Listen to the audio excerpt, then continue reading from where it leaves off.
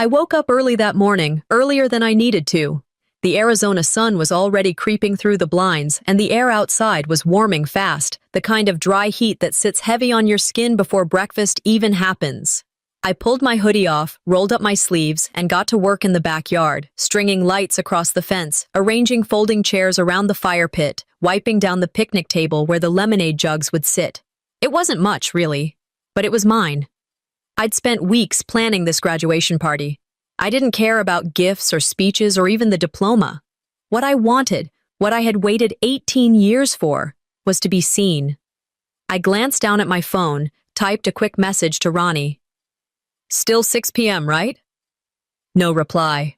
Inside, I heard Mom moving around the kitchen, humming a tune I didn't recognize.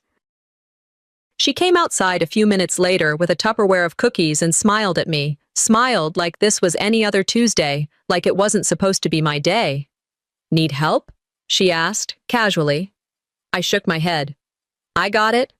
Before she walked away, I pulled out the handmade banner Kiana, the little girl next door, had made for me.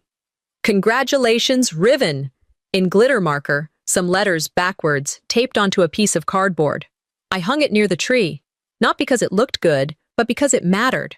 Around noon, I started noticing things weren't adding up. Dad was out front mowing the lawn, earbuds in, ignoring everything. Zadie, my sister, was home, which she wasn't supposed to be. She'd canceled her LA trip last minute and had been sulking upstairs all morning, blasting sad songs through her Instagram Live like she was auditioning for pity. Mom kept checking her phone, typing quickly, then slipping it into her pocket the moment I looked her way. No one mentioned the party, not even in passing. Still, I told myself they were just tired, busy, distracted. Maybe they were saving the big moment for later. I'd spent the day making lemonade, setting out the cookies I baked from Grandma's recipe, placing little votive candles in mason jars. By 5 p.m., everything was ready. The chairs were lined up in neat little circles. The table was set. I changed into my favorite sundress, checked my phone again. No missed calls, no texts. 5:30 p.m., nothing. 6 o'clock p.m. The backyard glowed in the evening light, golden and warm, like the ending of a movie that hadn't been written yet. 6:30. Still nothing. I opened my messages. Everyone had RSVP'd. "We'll be there. Wouldn't miss it. Can't wait to celebrate you." And yet, nothing. By 7 o'clock, the lemonade had started to sweat through the plastic. The balloons hung limp. The cookies were drying out. My stomach twisted. Maybe traffic. Maybe someone forgot to send a reminder. Maybe. At 7:45, I stepped inside the house. My parents were on the couch, feet up, watching some old crime series like it was any other night. "Hey," I said, careful with my voice, still hopeful enough to be polite. "Where is everyone?" Mom didn't look away from the screen. "Oh, we canceled it. Didn't Dad tell you?" Dad shrugged, eyes still glued to the TV. I stood there for a moment, gripping the back of the chair so I wouldn't fall over. Zadie's door slammed upstairs. Mom added, "Your sister's not in the right headspace for a party. It didn't feel appropriate." That sentence didn't register at first. It just floated there in the air, soft as poison. Not in the right headspace. I wasn't angry yet. I wasn't even sad. I was frozen, mentally detached, like watching someone else's house burn down while sitting in your own kitchen. Mom reached for her phone. "We sent out messages," she said casually, opening the family group chat. Didn't want to overwhelm anybody. She scrolled and then, as if reading a recipe, recited the pinned message. "Let's all keep things peaceful tonight. No drama." No drama. They hadn't just canceled the party. They'd painted me as the threat before I even had a chance to speak. I wasn't the guest of honor. I was the liability. It hit me then, clear, cold, like a cracked glass in your hand. I hadn't been invited to my own turning point. By the next morning, I couldn't even remember why I'd cared so much. The backyard still looked like a party that someone had abandoned mid-sentence. Folded chairs left out overnight had slumped under the weight of dry air. Balloons sagged low like they knew they'd outlived their purpose. The cookies I'd made were stiff. Even the ants hadn't bothered. No one said a word about it. Not Mom. not Dad. Zadie, of course, acted like the whole thing had never existed. Over breakfast, Mom asked if I wanted toast. That was it. No mention of the party, just toast? Like we hadn't just erased a milestone with the swipe of a group chat pin. When I didn't answer, she looked up from her coffee. Let's not dwell on things that didn't happen, okay? Then she added with a light chuckle, Life goes on, honey. Dad read the sports section. Zadie walked in 10 minutes later, hair still damp, phone in hand, already mid-scroll. Mom told her how proud she was. You've been so resilient, sweetheart. Really strong. Strong. That word again. I looked at my plate. I wasn't hungry. I wasn't anything. Midday came and went. I was in the laundry room when the doorbell rang. Riven, Mom called out. Could you grab that? I opened the door to find a FedEx box, addressed to me in handwritten marker. The return address was Ms. Lewis, my middle school art teacher. We'd kept in touch sporadically. She'd always remembered my birthday. I brought the box inside, set it on the kitchen counter. Mom looked up. Ooh, who's that from? Ms. Lewis, I said. She opened it before I could stop her, pulled out a hardback book wrapped in soft tissue paper, a special edition of The Giving Tree. Inside, a handwritten note on a card. To Riven, I'm proud of you. Keep growing. Without hesitation, Mom handed the book to Zadie. You should have this, she said. You need it more. I just stared.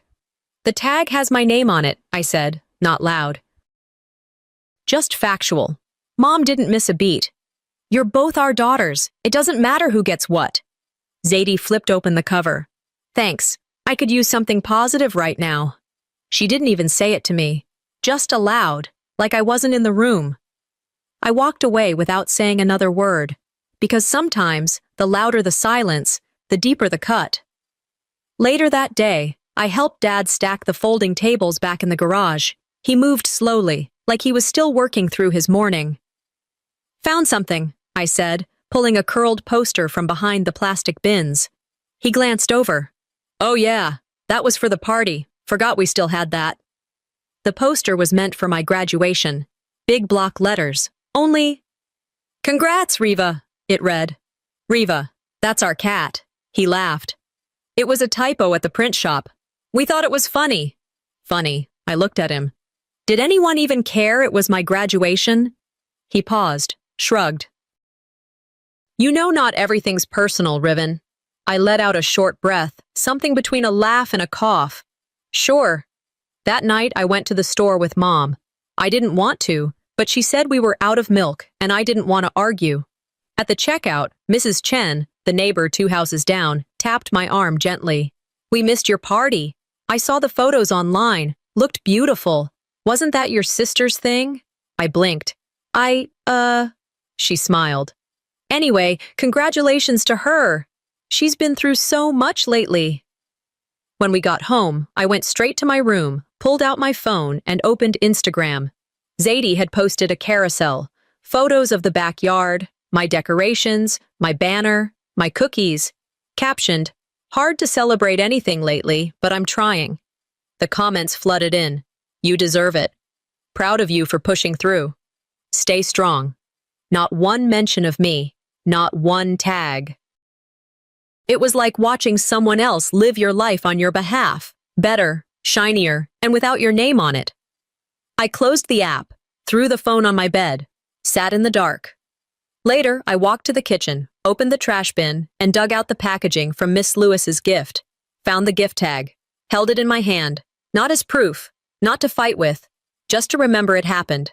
I didn't want revenge. I just wanted them to remember it was mine first. The air in the house felt different the next day. Not loud, not tense, just too quiet to be normal. I was up before anyone else, again. But this time, not out of hope or purpose. Habit, maybe. I moved slower. My limbs felt heavier, like my body had finally caught up with the truth. Zadie was already dressed when she walked past my room. She was wearing the blue dress I'd ironed and laid out for my graduation. It was wrinkled now, a little stained near the collar, and smelled like hairspray and cheap perfume. She didn't ask, didn't pretend to. She just said, "I figured it didn't matter anymore," and tossed the dress on my bed like it was a receipt she didn't need. I didn't say anything. I folded the dress carefully and placed it in the bottom drawer of my dresser, not to wear, not even to keep, just to stop it from staring back at me. After lunch, I started cleaning my room. I needed something to do with my hands. Something that wouldn't make me feel like I was waiting again. I pulled an old shoebox from under my bed. I hadn't opened it in over a year. Inside were old birthday cards, school play programs, crumpled ribbons from spelling bees, my first honor roll certificate. Most of them had handwriting I recognized, notes from teachers, little drawings from classmates, things people had once given me without asking what my sister thought first. One picture caught my eye. A birthday party from years ago. Zadie's smile beamed front and center. I was in the corner of the frame, barely lit, holding an unopened gift on my lap. That's when it hit me. I hadn't just been overlooked this week. I'd been background noise in my own story for years. I put the lid back on the box and slid it into the back of the closet, not because I wanted to forget, but because I needed to remember that I had existed, even if no one else acted like it. Later that afternoon, I walked past the hallway. The long wall of frames was something Mom had always curated like a museum exhibit. Zadie in her cap and gown, Zadie in Cancun, Zadie next to a podium at a workshop I didn't even know she'd attended. I scanned the whole stretch. There hadn't been a new photo of me since the science fair in 7th grade, the one where my volcano had collapsed. As I stood there, Mom passed behind me carrying laundry. "We just haven't had time to update," she said without looking up. Zadie's latest photo, framed in gold, had been added 2 weeks ago. I didn't argue. I turned the corner and went to my room, closed the door with more silence than usual, locked it. That evening, while walking to the kitchen, I noticed the folding table in the living room was covered in colored paper and printed quotes. The family had put together a memory board for a local church event. Each person had a section. Zadie's was full. Pictures, awards, inspirational notes. Mom and Dad had little blurbs, even childhood snapshots. Mine, a blank square, no name, no words, no photo. Mom must have seen my face. "We didn't have anything recent from you. Didn't want to guess." Zadie laughed from the couch. "You've always been kind of private. We didn't want to overstep." I smiled, small, stiff. That was thoughtful. Then I walked upstairs and closed my door. That night, I sat at my desk and opened a new notebook. Not a journal, not a place to vent, just a ledger. I started writing dates, events, messages. What was said? Who said it? If no one else would keep track of my presence, I would. I taped Kiana's glittery card back on the wall. Not because I needed decoration, but because it was the only thing in that house that still had my name written on it like it mattered. I didn't want revenge. I didn't want to scream. I wanted something more dangerous. I wanted proof. But even stories need a witness, and I wasn't sure I had one. Dinner that night was quieter than usual, though not for lack of talking. The room was full of sound, just not conversation that mattered. Dad read aloud a neighborhood newsletter like it was breaking news. "Apparently, the Hendersons are finally tearing out that old tree. About time." Zadie chimed in about some skincare collab. "It's small, but they're giving me full creative control. Might launch something seasonal." Mom nodded through it all like a talk show host keeping her audience engaged. The only one not part of the script was me. I ate slowly, didn't speak unless asked, tried not to look at the banners still folded on the sideboard. My banner, the one nobody bothered to hang. Then Mom smiled and said it like it was the weather. "Let's just be grateful the weekend passed without drama." I didn't say a word, but the water in my glass suddenly tasted metallic. That sentence sat in my throat, and for a second I wanted to throw the glass just to hear it shatter, so something else in this house would finally make noise. But I swallowed it, and kept chewing. Later that evening, I was folding towels in the hallway when I heard Mom on the phone. She wasn't whispering, not hiding. "She's still so fragile," she said. "The breakup, the canceled trip. It's been a lot. That's why we didn't do the party. Riven understands. She's strong. Always has been. My hand stopped mid-fold. I walked into the kitchen. She saw me, but didn't pause the call. Just wrapped it up like she'd just been talking about the weather again. When she hung up, I looked at her. Not in anger. Not even confusion. Did it ever cross your mind how I felt? She set the phone down. Of course it did, but honey, your sister needs more love than you, and you've always been the strong one. I nodded. Not because I agreed, but because I didn't have the words left to explain what that sentence did to a person. It was the kind of thing people say when they want you to feel grateful for being neglected. I finished folding the towels, walked them to the linen closet, then I went to bed without brushing my teeth. The next morning, Grandpa Silvio showed up. He didn't call first. He never does. Said he was dropping off old paperwork and wanted to check in. He helped me take out the trash, one of the few chores I still offered to do without being asked. As we reached the bin, he stopped, looked down, reached in and pulled out a crumpled gift bag. My name was still on the tag. He turned it in his hands. What's this? I shrugged. Doesn't matter. He didn't say anything for a moment, then quiet. I paid for that gift. He didn't need to say more. Later, he stepped inside and looked directly at Mom. Did she not deserve even one gift? Maria didn't even blink. There was a mix-up with the delivery. We weren't sure if it arrived. Silvio didn't nod, didn't scold, but something in his jaw locked up. His eyes didn't blink. He left the bag on the table and told me he'd be back next week. I said, okay. I sat in my room that afternoon thinking about what Mom said the night before, about being strong. I remembered something my English teacher once wrote on the board. Silence is only golden when it's a choice. Back then, I thought it was poetic. Now, it felt like a warning. I took a sticky note, wrote that line down, and pinned it just below Kiana's card on the wall. My private corner of honesty. I wasn't angry at my family anymore. Not in the way people think anger looks. I was done giving them comfort they hadn't earned. That night, I was finishing up a document when Zadie knocked. She didn't wait for me to say, come in. You've been distant, she said. Kinda passive-aggressive, honestly. I looked at her, calm. Passive people don't keep records. She frowned. What does that mean? I didn't answer. I turned back to my desk, started organizing everything. Messages, screenshots, receipts. Not for war, just for truth. I heard her mutter something under her breath as she walked away. 10 minutes later, I found an envelope on my nightstand. No name on it, but I knew the handwriting. Inside, a single note. For whenever you're ready to be louder. I sat with that for a long time. Then I whispered to no one in particular. And for the first time, I considered what it would look like if I didn't just endure, but exposed. What I didn't expect was someone else deciding to pay for me. 4 days had passed since the backyard party that never happened. 4 days since I found out my graduation was never about me. 4 days of silence stretching long between me and the one person I thought would always show up. So I texted Ronnie. I didn't expect much, but I needed to hear something, anything. She took a while to reply. When she did, her message was short.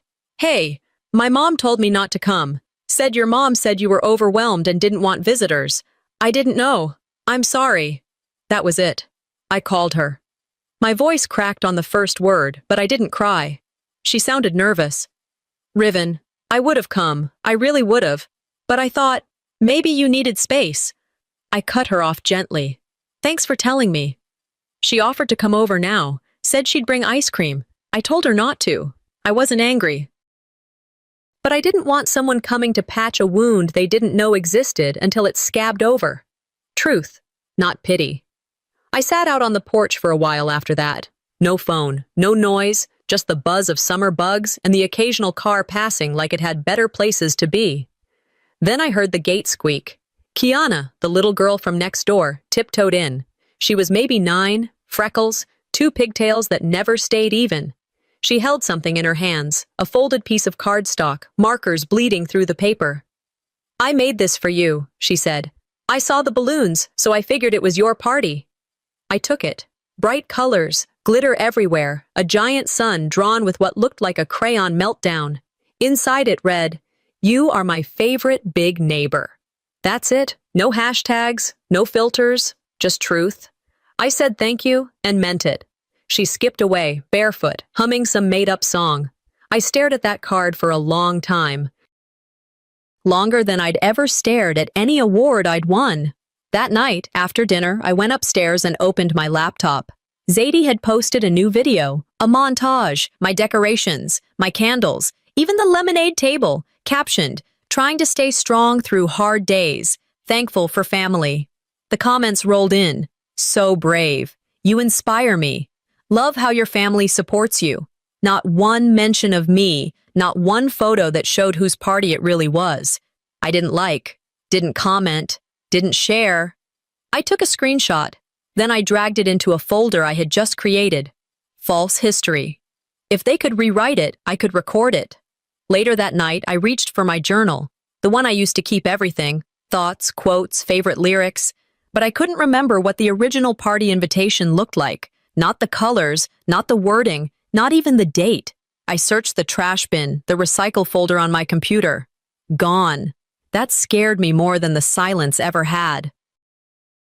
Erasure isn't always loud. Sometimes it sneaks in like fog, soft, quiet, slow, until you look around and can't see the shape of yourself anymore. I got out a thumbtack and pinned Kiana's card above my bed. Underneath it, I wrote, "This happened. I was here." The next morning, I went into the garage. I pulled out a box of old files, yearbooks, school projects, saved messages, emails I hadn't opened in years. I wasn't planning revenge. I wasn't even planning anything big. I just needed to prove I existed. To myself. I started sorting through everything. Dates, times, messages, screen captures, screenshots. I labeled folders, made backups. Every word said to me that I knew would be denied later. I saved it. I didn't tell anyone. Didn't post, because sometimes loyalty looks like silence. But loyalty without truth? That's the most expensive kind. And I was done paying for it with pieces of myself. I woke up before the sun, and for the first time in days, there was no ache in my chest, no panic about what might go wrong, no twisted hope that someone might finally say the thing I'd been waiting to hear. I was done waiting. The air inside the house felt still, like it knew what was coming. I walked through the kitchen, barefoot, past the photos that never changed and the silence that never explained itself. Zadie was out. Filming, probably.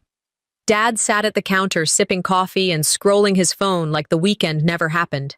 Mireia handed me a grocery list without a glance. "Can you grab milk and eggs this morning?" she said. "No, thank you. No good morning. Just routine." I nodded, took the list, and when I looked at the family group chat later, I saw they'd renamed it Family of Three. That's when I knew. Not in a loud, dramatic way, but with the same finality you feel when a door quietly clicks shut behind you. I went upstairs and started packing. One drawer at a time. Quiet. No panic. Just the essentials. Clothes, laptop, files, and Kiana's card. From the back of my desk drawer, I pulled out the folder I'd been building. Screenshots, printed messages, the gift tag from Ms. Lewis. Receipts of everything I wasn't supposed to keep. Everything they might one day pretend didn't happen. Then I opened the note from Silvio, reread it. "For when you're ready to be louder." I folded a piece of lined paper and wrote a single sentence. Put it in an envelope. No name on the front.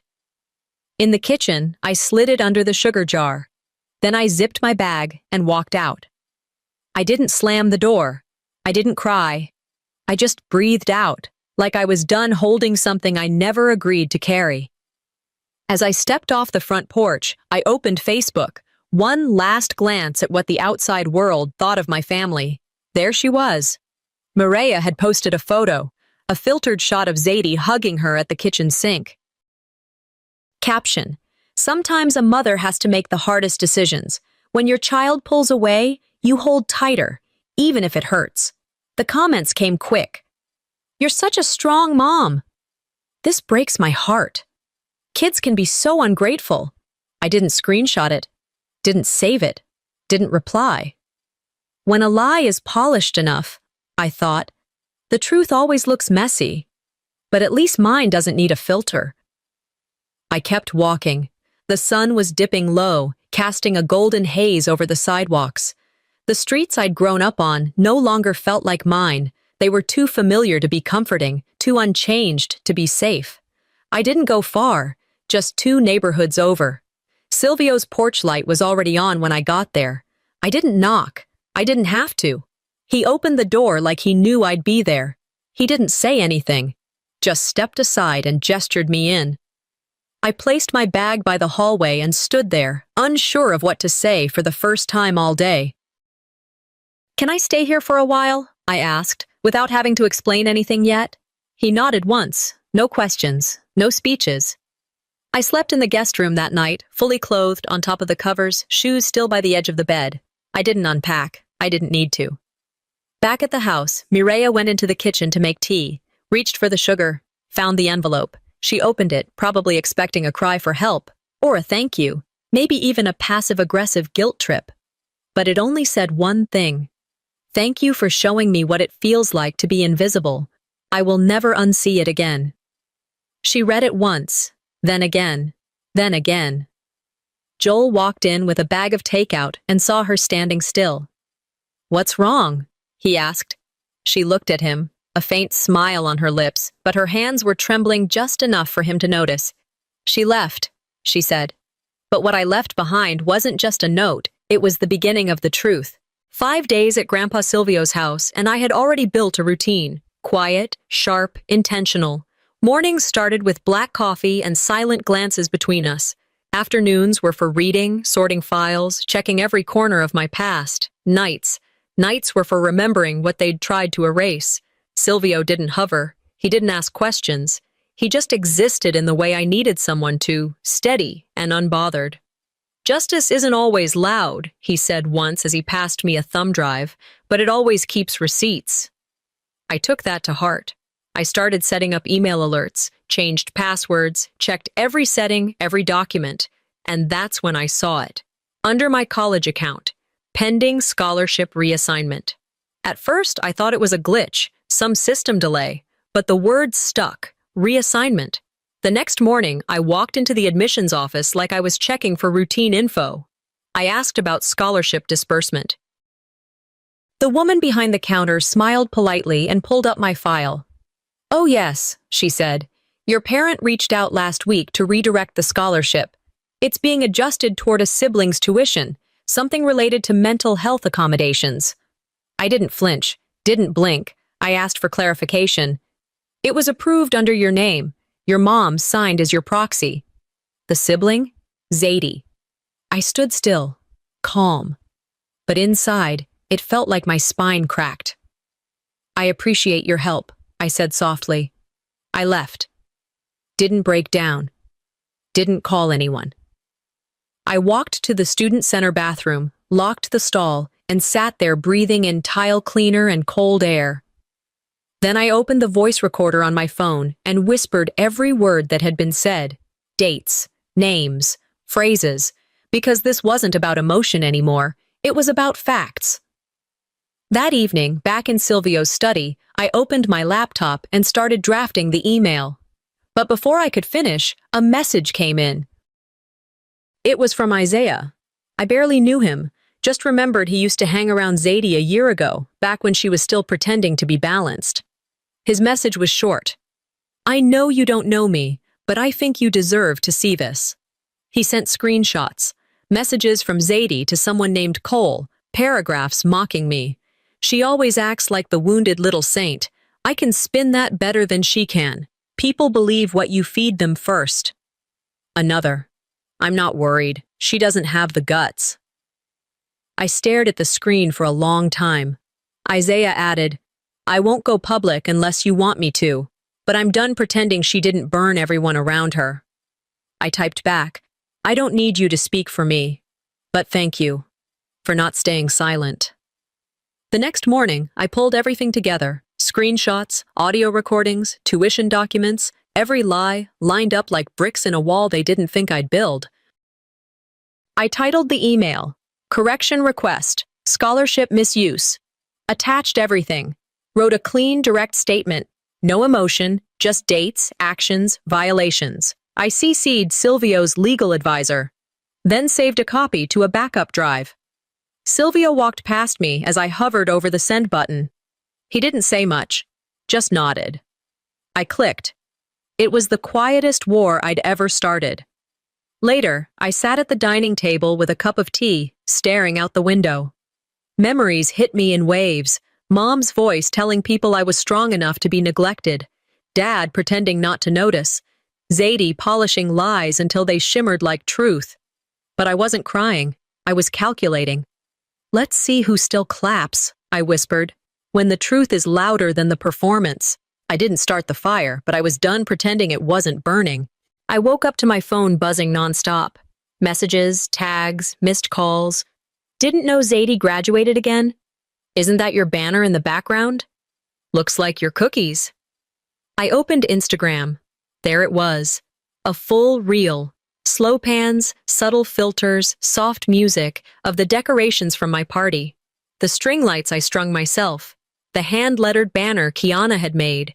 The mason jars filled with lemonade. Every single thing I'd prepped for a celebration that never happened, except now it had happened, just without me. Zadie's caption, "We may not always be celebrated, but we rise anyway." Comments were pouring in. "You're so strong. Glad you finally got the love you deserve.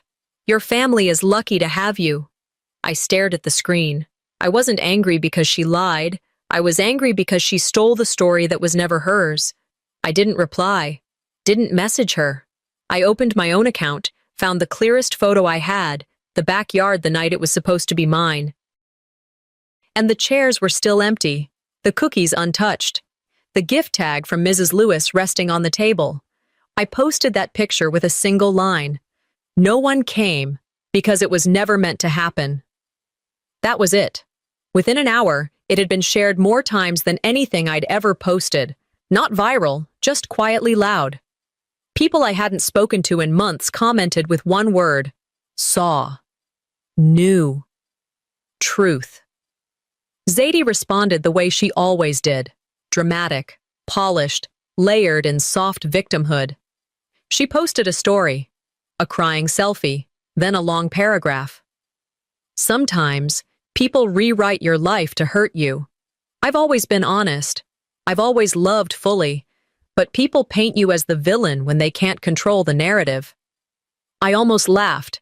Then I turned my phone off. At home, things weren't going any smoother. Joel came home from work to find Silvio already seated at the kitchen table. Calm, hands folded, voice low. "I'm withdrawing all financial support." Joel's reaction wasn't confusion, it was fear. "Silvio, wait, can we just talk this through? We're trying to keep the family together." Silvio didn't flinch. "No, Joel, you're trying to keep your image intact. That's not family, that's theater." And just like that, Joel cracked. He sat down at the kitchen island, buried his face in his hands. He didn't cry out of guilt. He cried out of loss. And I stood in the hallway, watching. Not a tear came to me, not a twinge of pity. Because now I knew no one had ever fought for me. They fought for appearances. They fought to preserve the lie. That night, Zadie sent me a voice note, not a text, a voice note. "You're ruining everything. You think this makes you better than us? You've always been jealous. You just hide it behind that martyr act." I saved it, didn't reply, just forwarded it to the college grievance office. By 8 p.m., I got the response. "Your request is being formally investigated. We've frozen the reassigned scholarship funds until further review." I didn't cheer. I didn't smile. I boiled a pot of pasta and listened to the water hiss. When people lie long enough, they forget who they lied to first. I didn't. The next day, Maria made one last attempt to reclaim the narrative. She posted a filtered photo of her garden and captioned it, "Sometimes the child who walks away teaches you more than the one who stays." But the comment section was different this time. People asked questions. Some didn't comment at all. A few just said, "Finally." I didn't respond. I didn't need to. I was in the kitchen with Silvio, chopping onions, checking scholarship emails, setting up an alumni group for kids who had lost their voices in families like mine. Because I had found mine, and it wasn't for sale anymore. They tried to turn me into a story they could control. But now I'm writing the ending, and it's mine. Northern Arizona was colder than I expected. The wind had a way of cutting past your hoodie, reminding you there were places in the world that didn't care who you used to be. I dragged 2 suitcases across a cracked sidewalk toward the dorm building. New faces passed by, laughing, lugging mini fridges, trying to act like they weren't terrified. Maybe they were. I wasn't. I wasn't excited either. I wasn't looking for reinvention or escape. I just wanted to begin.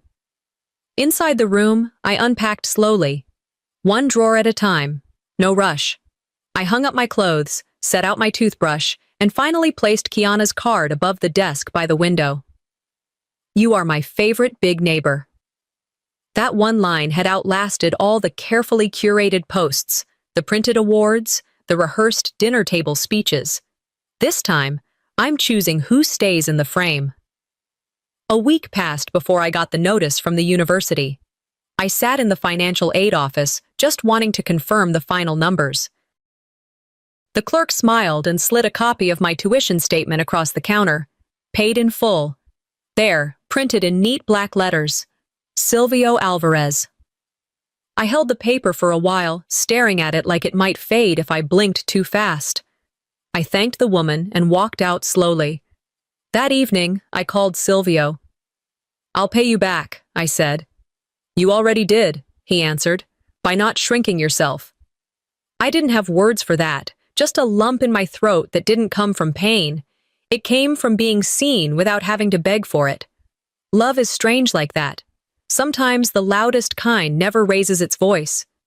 Back in my dorm room, I sat down and opened a fresh page in my journal. I started a letter, not to send, just to let go. You tried to teach me silence, I wrote. But I learned strength instead. I don't forgive what you did. I accept that you did it. I folded it once, tucked it into the back pocket of my journal. No envelope, no stamp. Forgiveness isn't something you give away, it's something you free yourself from. I closed the book and didn't open it again. Zadie hadn't posted anything in over a week. Her account was still active, but quiet. Online, the story had shifted. A few threads on forums, a podcast that referenced an anonymous family with a public daughter and a forgotten one. I listened to half the episode, then turned it off. I didn't need justice from strangers anymore. I had already gotten it from myself. Healing isn't loud. It's not a clapback.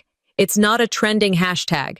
It's sitting on a dorm bed on a cold Tuesday, finishing your homework, and realizing your stomach doesn't knot when you hear your phone buzz. I let it go. A few days later, I went to a student meetup for first-gen college kids, a circle of folding chairs, free pizza, and introductions that felt like small breaths of air. When it was my turn, I said, "My name's Riven. I'm here to study psychology. I want to help people see what they've been taught to ignore." Nobody clapped. Nobody gasped. They just nodded. And I felt seen. Not as the broken one. Not as the silent one. Just me. Back in my dorm that night, I took a photo of myself. No filter. Just me in that little room, tired eyes and all. I printed it out and placed it next to Kiana's card. Some wounds don't fully heal, but they do stop bleeding, and that's when you know you've survived.